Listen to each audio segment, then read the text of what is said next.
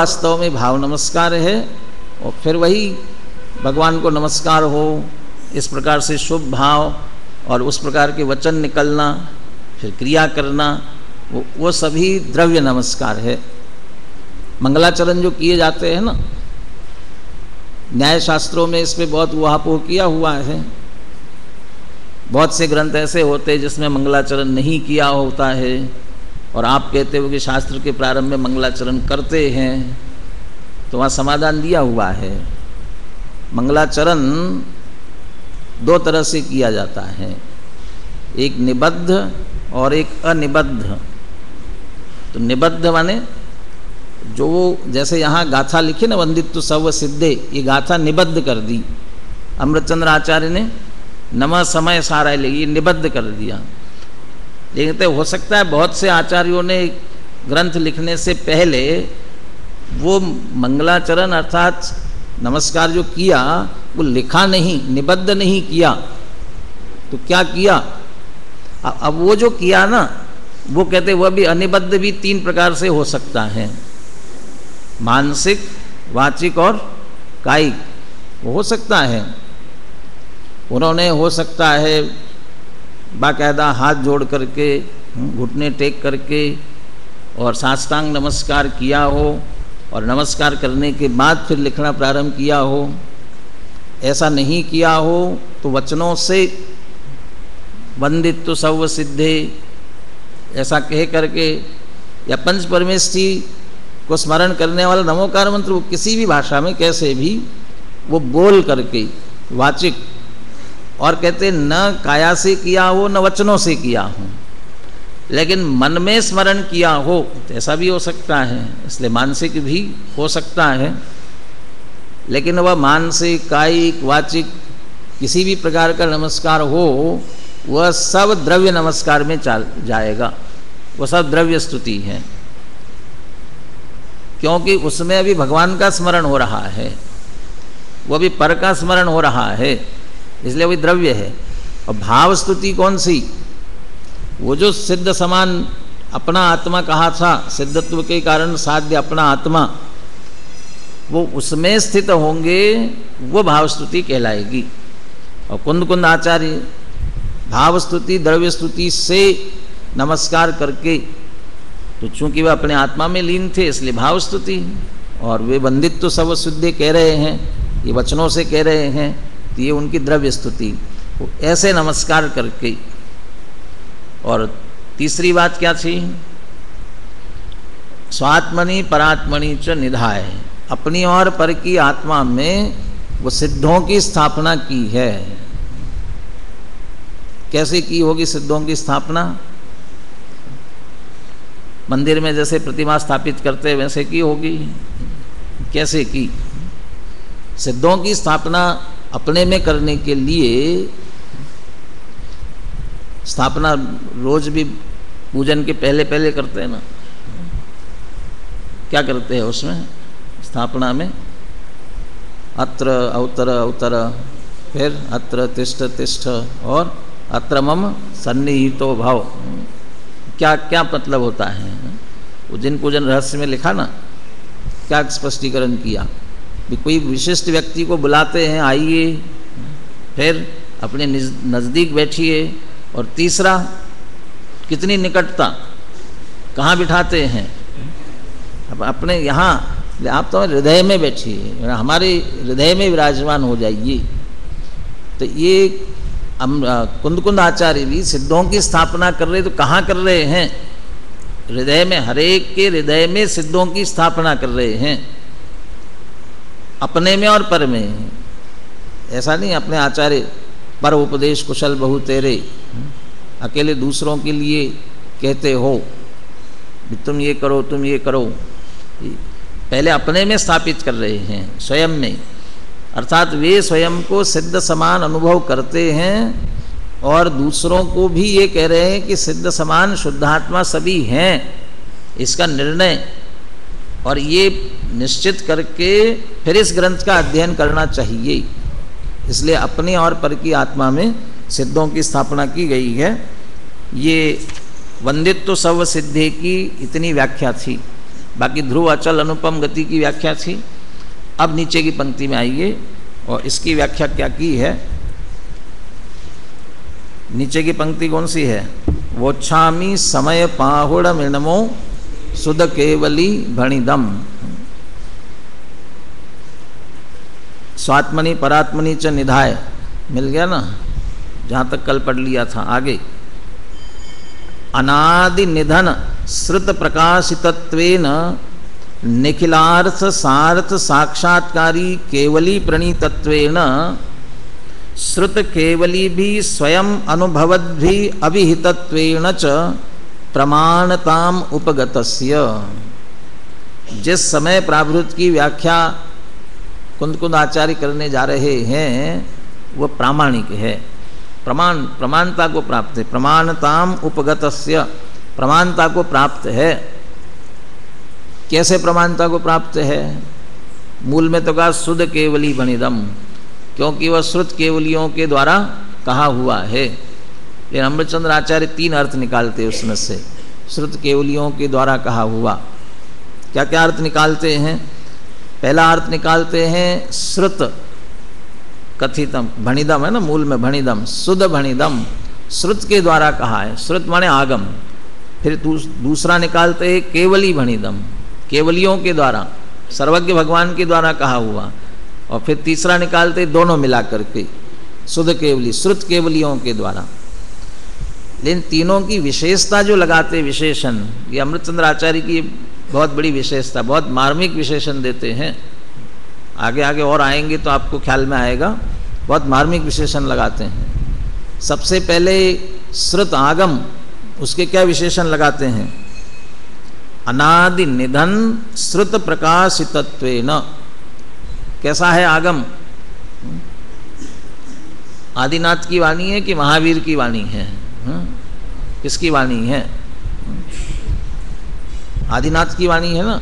महावीर भगवान की कहना तो ठीक नहीं है, तो महावीर तो ये अंतिम तीर्थंकर थे। लेकिन आदिनाथ भगवान तो पहले तीर्थंकर थे, उनकी वाणी तो है कि नहीं? ये उनकी भी वाणी नहीं है। आदिनाथ से पहले, आदिनाथ जैसे अनंत तीर्थंकर हो चुके हैं, और उन तीर्थंकरों ने भी यही बात कही है, यथार्थ वस्तु स्वरूप का ही विवेचन किया है। वह श्रुत, वह आगम, इसलिए अनादि से चला आ रहा है और कब तक रहेगा? अनंत काल तक रहने वाला है।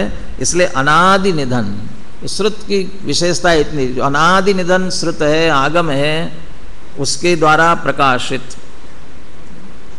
तो जो बात कुंद आचार्य कहने जा रहे हैं वह रंच मात्र भी अपनी तरफ से नहीं कह रहे हैं, वह आगम की ही बात है।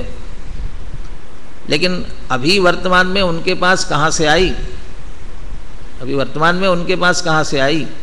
तो अंतिम तीर्थंकर भगवान महावीर स्वामी ने कही, महावीर स्वामी की दिव्य ध्वनि में आई। तो भगवान महावीर कौन थे? केवली भगवान थे। अब केवली भगवान की विशेषता क्या है? निखिल अर्थ सार्थ साक्षात्कारी। निखिल अर्थ और सार्थ। निखिल माने आपकी कक्षा में बैठा वो निखिल है। निखिल मतलब क्या होता है? समस्त। और अर्थ माने पदार्थ, तो सब द्रव्य। और फिर सार्थ माने निखिल अर्थ सार्थ, दूसरा सार्थ शब्द और लगा दिया उसके साथ में। इसको हिंदी में अर्थ किया साक्षात, सर्व पदार्थों को साक्षात जानने वाले। तो अपन ऐसा कहें, साक्षात सभी द्रव्यों को उनके गुण पर्यायों सहित जानने वाले, संपूर्ण जानने वाले। सार्थ, गुण पर्याय उनके जितने, उनके सहित प्रत्यक्ष जानने वाले। तो समस्त पदार्थों को जो प्रत्यक्ष, साक्षात्कारी शब्द भी दिया। तो निखिल अर्थ सभी द्रव्यों को, सार्थ उनकी गुण पर्यायों सहित साक्षात प्रत्यक्ष करने वाले, ऐसे जो केवली भगवान है उनके द्वारा कहा हुआ है।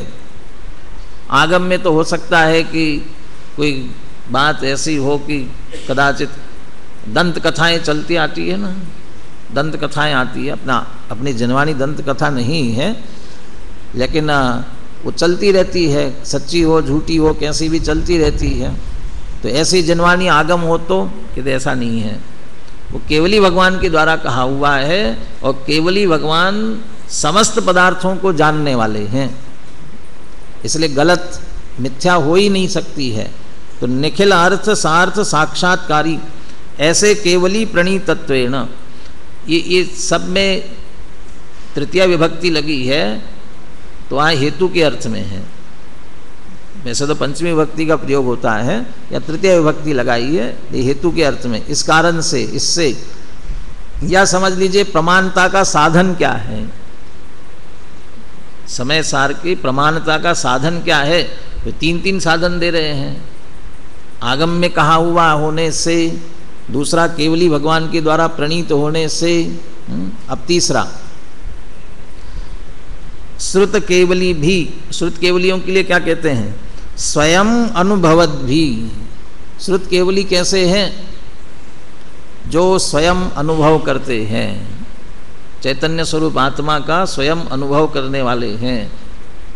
द्वादशांग के पाठी होते हैं और द्वादशांग के पाठी केवली और श्रुत केवली। तो श्रुत केवली भी समस्त पदार्थों को जानते हैं, श्रुत की मर्यादा में जानते हैं, समस्त पदार्थों को जानते हैं। और समस्त पदार्थों को जानते इसलिए केवली कहलाते हैं।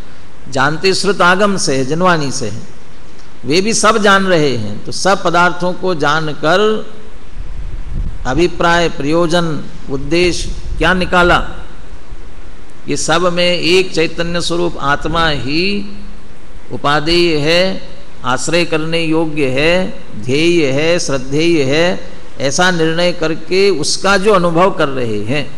तो स्वयं अनुभवत भी, स्वयं अनुभव करने वाले ऐसे श्रुत केवली, उनके द्वारा अभिहितत्वेन।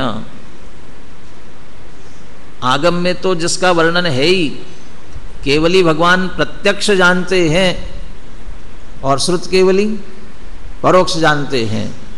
नहीं, वे भी प्रत्यक्ष जानते हैं, लेकिन वो कैसा प्रत्यक्ष जानते हैं? स्वानुभव प्रत्यक्ष, इसलिए अनुभवत भी कहा। जो उसका स्वानुभव, स्वसंवेदन से निरंतर अनुभव करते हैं, ऐसे स्वयं अनुभव से कहने वाले। आगे जीवाजीव अधिकार जब प्रारंभ होता है ना 39वीं गाथा से, तो वहाँ सबसे पहले 8 मत खड़े किए, पर मत, अन्य मत वाले। जो ऐसे मत वाले हैं जो आत्मा को नहीं जानते हैं और अन्य को आत्मा समझते हैं, वो उसकी टीका में उनकी तरफ से बहुत सारे हेतु दिए हुए हैं। भाई हमें तो ऐसे ही आत्मा दिखाई देता है, हमें तो ऐसे ही आत्मा दिखाई देता है, इससे अलग तो कोई आत्मा नहीं है। ले उसके खंडन में एक ही हेतु दिया हुआ है, स्वयं अनुभव करने वाले भेद ज्ञानियों को प्रत्यक्ष अनुभव में आ रहा है। इनसे भिन्न, कर्मों से भिन्न, शरीर से भिन्न, राग से भिन्न, वो कहते वही आत्मा है। और उत्तर में कहते हैं कि जो जो तुम कह रहे हो उससे भिन्न भेद विज्ञानियों को स्वसंवेदन से प्रत्यक्ष अनुभव में आ रहा है। तो अनुभव में आ रहा है ना, तो भेद ज्ञानियों के अनुभव में आ रहा है। तो जो प्रत्यक्ष अनुभव में आ रहा है उसे प्रमाण माने कि तुम्हारे कहने को प्रमाण माने। तो क्या अनुभव करके बात कही है। और प्रामाणिकता के लिए हम भी कहते हैं ना, मैं जो बात कह रहा हूँ अनुभव से कहता हूँ। तू कहता कागज लेखी, मैं कहता आखन देखी। हाँ, निश्रुत केवली कहते आखन देखी नहीं। हाँ? तू कहता कागज लेखी, मैं कहता अनुभव देखी। हाँ? वो आखन देखी भी नहीं, अनुभव किया हुआ। तो अनुभवत भी, श्रुत केवली कैसे? स्वयं अनुभवत भी। ऐसा होने से 3 पुनः लगाई, अनादि निधन श्रुत से प्रकाशित है। जो समस्त पदार्थों के जानने वाले ऐसे केवली भगवान के द्वारा प्रणीत है और केवल श्रुत केवलियों के द्वारा अभिहित है। थोड़ा अंतर भी किया, प्रणीत, प्रणीत शब्द का प्रयोग करते हैं ना, केवली प्रणीत, केवली प्रणत तो धम्मो मंगलम, तो केवली प्रणीत कहते हैं। और केवल श्रुत केवलियों के द्वारा अभिहित, उनके द्वारा फिर उसी को पुनः कहा गया। मूल में तो केवली भगवान की वाणी है और उसे पुनः कहा है श्रुत केवलियों ने, इसलिए अभिहित कहा। इस कारण से जो प्रमाणता को प्राप्त है, प्रमाणता उपगतस्य, कौन किसकी बात चल रही है? अस्य समय प्रकाशकस्य प्राभृत आह्वयस्य, ये जो समय को प्रकाशित करने वाला प्राभृत है, तो समय को प्रकाशित करने वाले प्राभृत का क्या नाम? समय प्राभृत। तो ये जो समय प्राभृत है, इणम कहा था ना, अस्य समय प्रकाशकस्य प्राभृत आह्वयस्य, क्या करते हैं? इसका परिभाषण करते हैं। कैसा परिभाषण करते हैं? ये एक बात और रहेगी, अरहत प्रवचन अवयवस्य। ये क्या है? ये जो समय प्रकाशक प्राभृत है, समय प्राभृत, ये क्या है? अरहत प्रवचन का अवयव है, जो केवली प्रणीत है। तो अरहत प्रवचन, अरहंत भगवान का प्रवचन, दिव्य ध्वनि, उसका ही अंश है, वहीं से आया हुआ है। वो कैसे आया हुआ है आज अपन पढ़ पाएंगे कि नहीं पता नहीं है, नहीं पढ़ पाए तो आप पढ़ना, उसमें जयचंद जी छाबड़ा ने भावार्थ में दिया हुआ है वो अरहत प्रवचन का अवयव कैसे, अंश कैसे, और कितना छोटा अंश है, और कितना छोटा अंश होते हुए भी वो पंच परमागम लिखे गए उसमें से वो कितने अपने लिए विशाल है। 415 गाथा वाला समय सार ही हमको बड़ा लगता है, लेकिन वो पूरे द्वादशांग जिनवाणी नहीं, वो 12वां जो अंग है, उस 12वें अंग का भी कितना छोटा सा अंश है। और उसमें से जितना ज्ञान कुंद आचार्य को था, उसके आधार से उन्होंने लिखा। तो अरहत प्रवचन अवयवस्य, अरहत प्रवचन का अवयव है। ये संकेत भी किया अनुशीलन में। इस ग्रंथ को ऐसे छोटा मोटा ऐसे ही मत समझना, ये क्या है? ये मूल दिव्य ध्वनि है, अरहंत भगवान की वाणी है, उस वाणी का ही अंश है। ऐसा समझकर इसका पूरा आदर, इसकी पूरी विनय करना और उसी श्रद्धा के साथ इसे पढ़ना। ये जिनेन्द्र भगवान की वाणी है साक्षात। तो अरहत प्रवचन अव्यवस्य।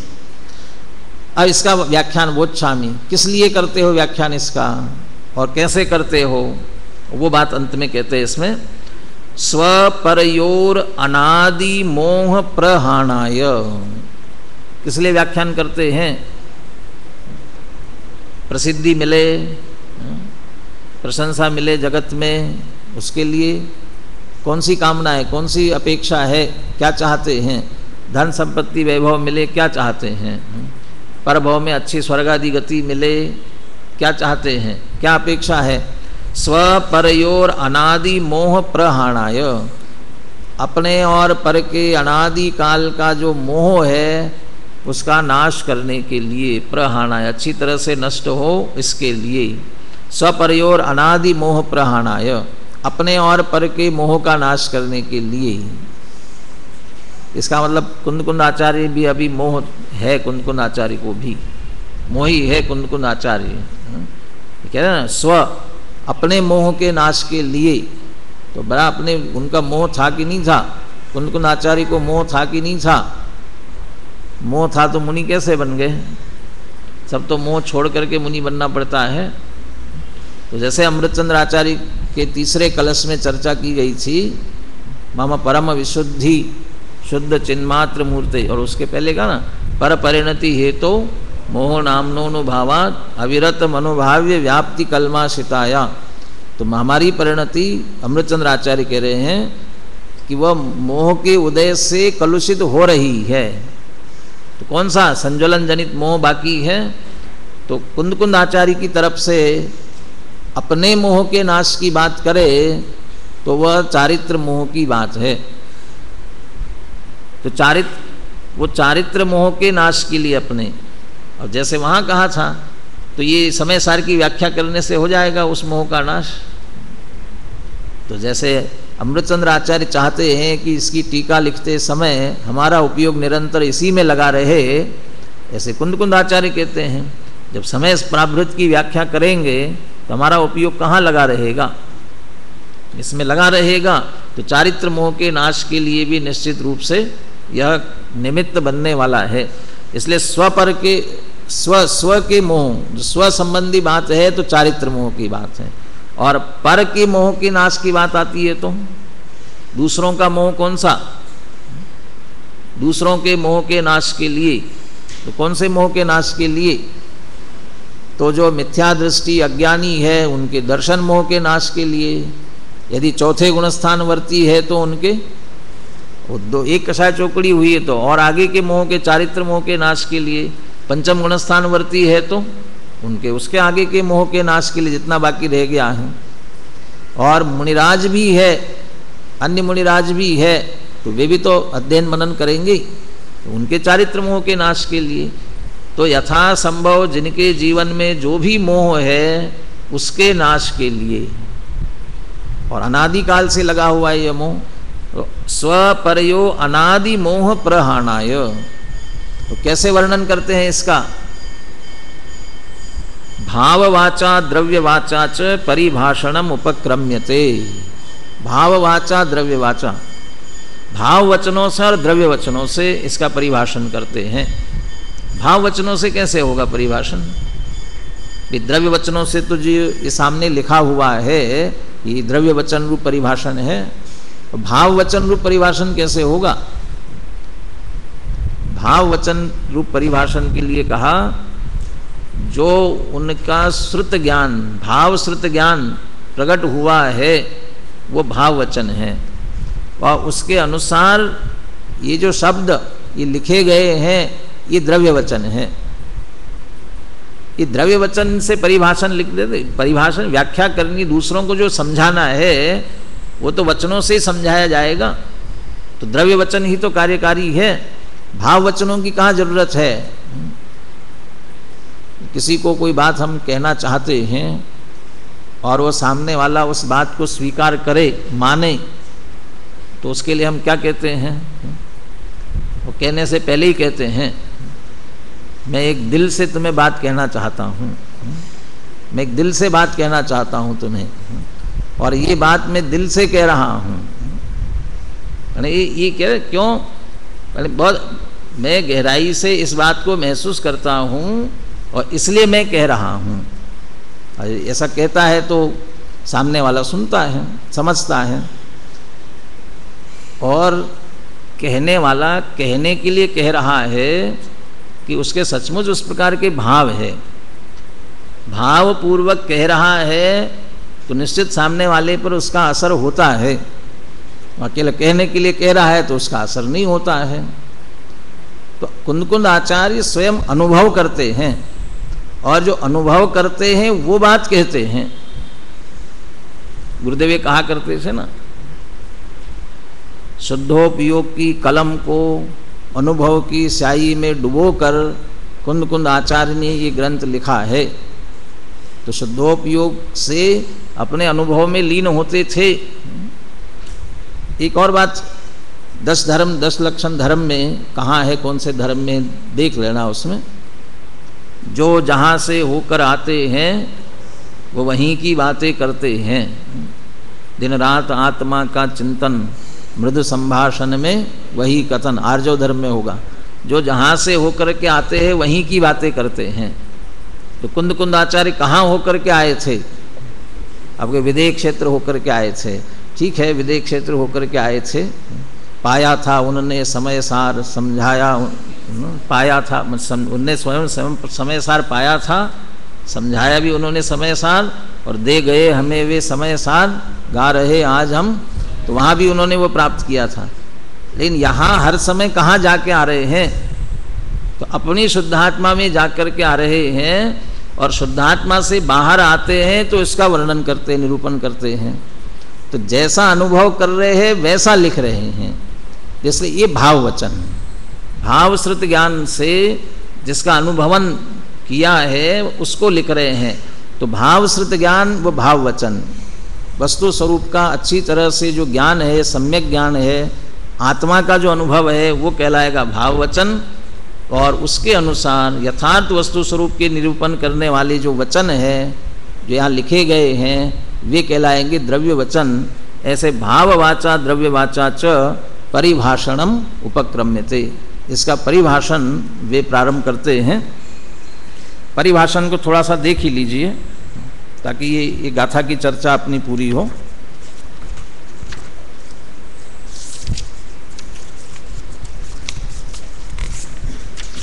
पेज नंबर 26 निकालिए, अनुशीलन में पेज नंबर 26।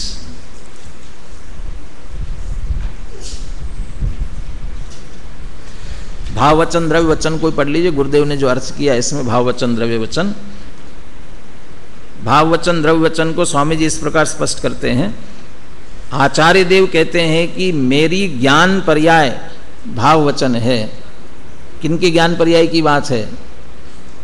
कुंद कुंद आचार्य के ज्ञान पर्याय, उन्हें जो भावश्रुत ज्ञान सम्यक ज्ञान प्रकट हुआ है वो भाववचन, और विकल्प पूर्वक जो वाणी निकलती है वह द्रव्य वचन। फिर ये जो शब्द निकल रहे हैं फिर लिखे गए वे सब द्रव्य वचन। ज्ञान पर्याय में प्रति समय वृद्धि होती है और शब्द की रचना शब्द के कारण होती है, लेकिन परस्पर में क्या है?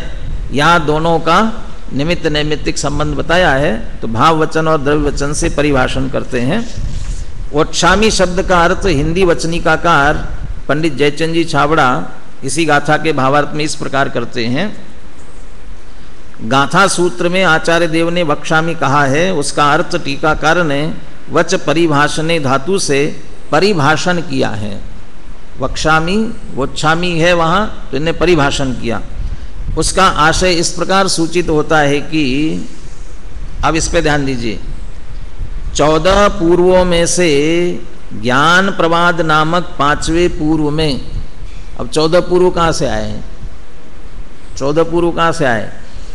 वो द्वादशांग, और द्वादशांग में से भी अंतिम जो अंग है 12वां दृष्टि प्रवाद नाम का, वो उसके 14 पूर्व है। और 14 पूर्व में से एक पूर्व लेना ज्ञान प्रवाद नाम का, कौन से नंबर का है? 5वां पूर्व। उसमें 12 वस्तु अधिकार है, उसके भी 12 अधिकार करना। अब उन 12 अधिकार, उनमें भी एक एक के 20-20 प्राभृत अधिकार है। तो हर एक वस्तु अधिकार के 20-20 प्राभृत। अब उनमें से 10वें वस्तु में वो कितने वस्तु अधिकार थे? वो कितने थे? वो 12 थे। और 12 में से जो 10वां है, 10वें वस्तु, और वो 10वें वस्तु अधिकार में फिर कितने कितने प्राभृत हैं? वो 20-20 प्राभृत है। अब उसमें से वो 10वें वस्तु अधिकार में समय नामक जो प्राभृत है, वो 20 प्राभृतों में से जो समय नाम का प्राभृत है, उसके मूल सूत्रों के शब्दों का ज्ञान पहले बड़े आचार्यों को था, यानी कुंद कुंद आचार्य के गुरुओं को, जिनसे भी कुंद कुंद आचार्यों को मिला। और ये आगम श्रुत क्रम से चला आता है ना, तो उससे क्रम से होते हुए कहाँ तक आया? ये कुंद कुंद आचार्य। और उसके अर्थ का ज्ञान आचार्यों की परिपाटी के अनुसार श्री कुंद कुंद आचार्य देव को भी था। उन्होंने समय प्राभृत का परिभाषण किया। उस समय प्राभृत का परिभाषण यहाँ इस ग्रंथ में वे करने जा रहे हैं। इस तरह से पहली गाथा की पूरी व्याख्या अपनी यहाँ पूर्ण हो गई है। शिविर में समय सार की कक्षा चलेगी तो दूसरी गाथा, वो भी बहुत महत्वपूर्ण है, स्वसमय पर समय। और विशेषता ये है, वहाँ तो ये दूसरी गाथा है, लेकिन अनुशीलन में इसकी तुलना, इस दूसरी गाथा की तुलना प्रवचन सार और पंचास्तिका है, वहाँ भी स्वसमय पर समय की चर्चा आई है। वो उन सबके साथ की हुई है, इसलिए काफ़ी विस्तार से चर्चा है दूसरी गाथा में। तो इसकी चर्चा शिविर के दिनों में जो कक्षाएं चलेगी उसमें चलेगा। अब इस गाथा का और विषय शिविर के बाद जब कक्षा चलेगी तब पूछा जाएगा, इसलिए एक बार ध्यान से सभी उस समय कम से कम पुनः एक बार जरूर देख करके आएंगे।